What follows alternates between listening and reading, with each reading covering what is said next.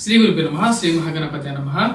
5 July నుండి 21 July వరకు చంద్రమాను అనుసరించి గోచార రీత్యా అమావాస్య నుండి రాబోతున్నటువంటి పౌర్ణమి వరకు ఎలా ఉండబోతుంది అనేది చూద్దాం.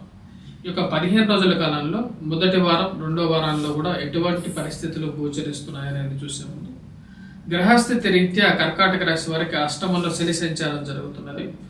అష్టమంలో ఉన్నటువంటి శని కొంచెం ప్రతికూలమైనటువంటి ఫలితాలు కూడా ఈ రాశి వారికి ఇస్తూ ఉంటాడు. ముఖ్యంగా వైవాహిక జీవితంలోనూ, జీవిత భాగస్వామి ఆరోగ్య సంబంధితమైన విషయాల్లోనూ, ధన సంబంధితమైన విషయాలను, ఇరుగు పొరుగు సఖ్యత విషయంలోనూ ఇక ఫలితం అనేది గోచరిస్తూ ఉంది.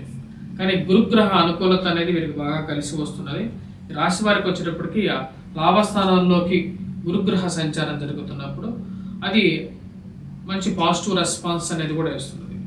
ముఖ్యంగా చెప్పాలంటే బంధువులతో సత్సంబంధాలు అనేది వీరికి బాగా కలిసి వస్తుంది. రాశి వారికి లాభస్థానంలో సంచారం చేస్తున్నటువంటి గురువు అనుకూలమైనటువంటి ఫలితాలు ఇస్తున్నాడు.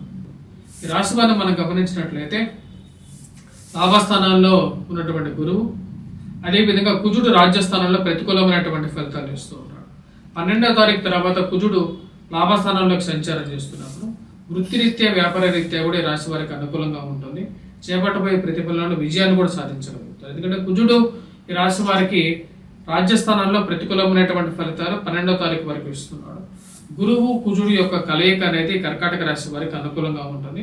రాజకీయ పరంగా కూడా, ఉద్యోగ పరంగానో, వ్యాపార పరంగానో అనుకూలమైనటువంటి ఫలితాలు ఇవ్వగలుగుతుంది అన్నమాట. ఈ రాశి వారికి 1000 స్థానాల్లో ఉన్నటువంటి రవి ప్రతికూలమైనటువంటి ఫలితాలు ఇస్తున్నాడు. దాని కారణం వచ్చేటప్పటికి 1000 స్థానంలో రవిగ్రహ సంచారం 16వ తారీఖు వరకు జరుగుతున్నది. 16వ తారీఖు వరకు రవి ఎప్పుడైతే 1000 స్థానంలో ఉన్నప్పుడు అధికమైనటువంటి ఖర్చులు ఇస్తుంటుంది. ఖర్చు, అదేవిధంగా శత్రు సంబంధితమైన విషయాల్లో ఆరోగ్యపరంగా కొంచెం ప్రతికూలంగా ఉంటుంది అన్నమాట. 16వ తారీఖు తర్వాత రవి ఎప్పుడైతే జన్మరాశిలోకి సంచారం చేస్తాడో ఆరోగ్యపరంగా కొన్ని జాగ్రత్తలు తీసుకోవాలి. ఖర్చు విషయంలో కొన్ని జాగ్రత్తలు అనేవి కావాలి. కానీ రాశి వారికి ఈ యొక్క 12వ తారీఖు నుంచి మంచి అనుకూలమైనటువంటి ఫలితాలుగానే చెప్పచ్చు. కొన్ని విషయాల్లో ముఖ్యంగా వచ్చినప్పటికీ సంఘంలో గౌరవం, గుర్తింపు పొందగలుగుతారు. మరియు అదేవిధంగా ఫైనాన్షియల్గా కూడా కొంచెం రికవరీ అనేది పొందడం అనేది జరుగుతుంది. 12వ తారీఖు నుంచి మొదటి 5వ తారీఖు నుంచి 12వ తారీఖు వరకు కొంచెం ప్రతికూలమైనటువంటి ఫలితాలు అది ఉద్యోగ రీత్యా, వ్యాపార రీత్యా కూడా ఉంటుంది అన్నమాట. కొత్త అవకాశాలు కలిసి రావడానికి ముఖ్యంగా 12వ తారీఖు తర్వాత వీరికి కొత్త అవకాశాలు అనేది కలిసి రావడం అనేది జరుగుతుంది. ఇది కొంచెం అనుకూలించేటువంటి గ్రహస్థితిగా చెప్పచ్చు అంటే రాశి వారికి. సో ఈ రాశి వారు ముఖ్యంగా ఈ యొక్క వారం ఈ యొక్క 2 వారాల్లో మనం గమనించినట్లయితే మొదటి వారంలో 12వ తారీఖు నుంచి వీరికి బాగా అనుకూలమైనటువంటి ఫలితాలుగా చెప్పచ్చు.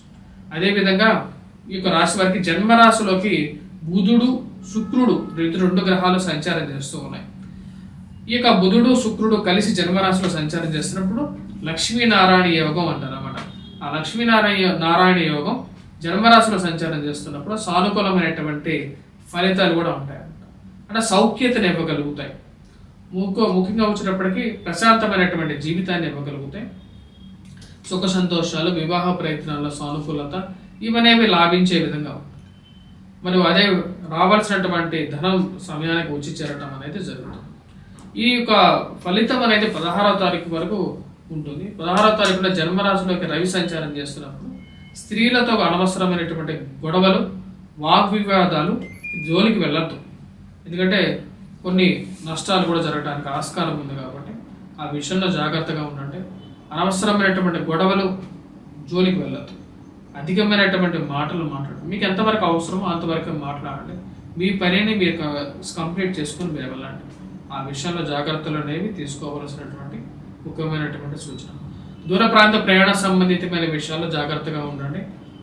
ముఖ్యంగా వచ్చినప్పటికీ దూర ప్రాంత ప్రయాణాల్లో శరీర అలసిపోవటం అనేది జరగడానికి ఆస్కారం అనేది గోచరిస్తుంది. 16వ తారీఖు తర్వాత నుంచి కొంచెం మిశ్రమమైనటువంటి ఫలితాలు ఉన్నప్పటికీ కూడా కుజుడి యొక్క అనుకూలత అనేది రాశి వారికి బాగా కలిసి వస్తుంది. విద్యార్థులకు ఎలా ఉన్నది ఈ యొక్క 15 రోజుల కాలం అనేది చూద్దాం. విద్యార్థులకు మనం గమనించినట్లయితే 12వ తారీఖు నుంచి విద్యార్థులకి కొంచెం అనుకూలమైనటువంటి ఫలితాలు ఈ యొక్క రాశి వారు పొందడం అనేది జరుగుతుంది. సెల్ఫ్ కాన్ఫిడెన్స్ లెవెల్స్ మీద పనిచేయగలుగుతారు. గురువు యొక్క అనుకూలత అనేది కూడా వీరికి బాగా కలిసి వస్తున్నది. విద్యార్థులు కొద్దిగా కష్టపడి చదవగలిగితే ఈ యొక్క 2 వారాలు కూడా కొద్దిగా వీరికి సఫలీకృతమైనటువంటి రిజల్ట్స్ రాగలుగుతాయి. స్పెక్యులేషన్స్లో ఇన్వెస్ట్మెంట్స్ అనేవి అంతగా లాభించవు ఈ రాశి వారికి. రాజకీయ పరంగా, ఉద్యోగ పరంగా, నూతన ఉద్యోగ ప్రయత్నాల్లో కొంచెం సానుకూలమైనటువంటి ఫలితాలు ఈ రాశి వారు పొందగలుగుతారు అన్నమాట. ఈ 2 వారాల్లో మొదటి వారంలో కూడా కొంచెం సానుకూలమైనటువంటి ఫలితాలే గోచరిస్తున్నాయి. ఎందుకంటే బుధుడు శుక్రుడు కలిసి జన్మరాశిలోనే సంచారం చేస్తున్నాడు. శుక్రుడు 6వ తారీఖే జన్మరాశిలోకి సంచారం చేస్తున్నాడు కాబట్టి అది పాజిటివ్ రిజల్ట్స్ ఇస్తుంది అన్నమాట. శరీర సౌఖ్యతని ఇస్తుంది, కంఫర్టబుల్ రిజల్ట్ ఇవ్వగలుగుతుంది. రాశి వారికి ఉన్నటువంటి వారికి 2 వారాలు కంపేర్ చేసుకున్నట్లయితే సానుకూలమైనటువంటి ఫలితాలుగానే చెప్పవచ్చు. కంపారిటివ్గా అంతకు ముందు ఉన్నటువంటి గ్రహస్థితి కన్నా ఇప్పుడున్నటువంటి గ్రహస్థితి వీరికి కొన్ని విషయాల్లో ఎక్కువగా సానుకూలమైనటువంటి ఫలితాలు ఇస్తుంది. రియల్ ఎస్టేట్ సంబంధితమైనటువంటి వ్యాపారస్తులకి సానుకూలంగా ఉండబోతుంది. స్పెక్యులేషన్స్లో ఇన్వెస్ట్మెంట్స్ కూడా కొంచెం కలిసి వచ్చే విధంగా ఉన్నాము. వ్యాపారస్తులకు కూడా ఈ 2 వారాలు సానుకూలమైనటువంటి ఫలితాలు ఇస్తాయి. కానీ ఖర్చు అనేది ఎక్కువగానే ఉంటుంది. ఆ విషయాన్ని గమనించాల్సినటువంటి ముఖ్యమైనటువంటి సూచన. గృహవాహన కొనుగోలు సంబంధితమైన విషయాల్లో కూడా 12వ తారీఖు తర్వాత వీరికి ఒక నిర్ణయం తీసుకోవడం అనేది జరుగుతుంది. ఆ యొక్క నిర్ణయం ద్వారానే మీరు ముందుకు వెళ్ళాలని చెప్పి నిర్ణయించుకుంటారు.